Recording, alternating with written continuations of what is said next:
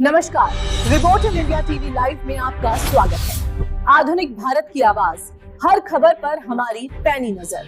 असम के गुवाहाटी स्थित नीलाचल पर्वत पर विराजमान मां कामाख्या शक्तिपीठ में विश्व प्रसिद्ध महा अंबुबाची मेले का शुभारंभ हो गया है। आस्था, शक्ति और तांत्रिक साधना के इस महापर्व में देश ही नहीं बल्कि विदेशों से भी लाखों श्रद्धालु, साधु संत, तांत्रिक और बड़ी संख्या में श्रद्धालु मां कामाख्या धाम पहुंच रहे हैं। प्रवर्ती काल के साथ शुरू हुए इस मेले के दौरान मां कामाख्या मंदिर के कपाट आगामी 3 दिनों के लिए बंद कर दिए गए हैं। धार्मिक मान्यता के अनुसार इन दिनों मां कामाख्या रसवला होती हैं और इसी कारण मंदिर में नियमित पूजा अर्चना और दर्शन की प्रक्रिया स्थगित रहती है। कामाख्या धाम को देश के प्रमुख शक्तिपीठों में गिना जाता है और यहाँ देवी की योनि की पूजा की जाती है।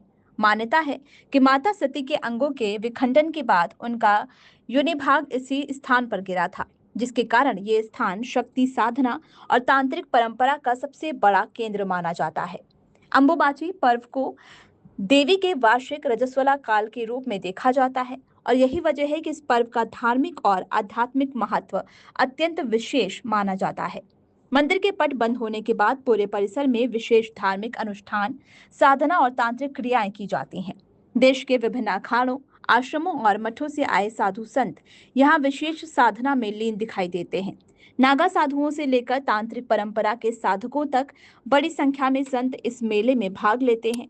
यही कारण है कि महा अंबुबाची मेले को तंत्र साधना का सबसे बड़ा आयोजन भी माना जाता है।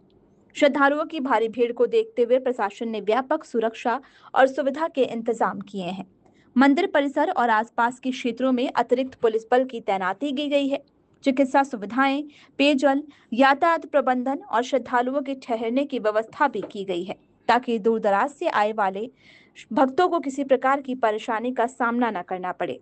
धार्मिक मान्यताओं के अनुसार 3 दिनों के निर्वृत काल के बाद मां कामाख्या के मंदिर के पट पुनः खोले जाएंगे और इसके बाद लाखों श्रद्धालु मां के दर्शन कर उनका आशीर्वाद प्राप्त करेंगे।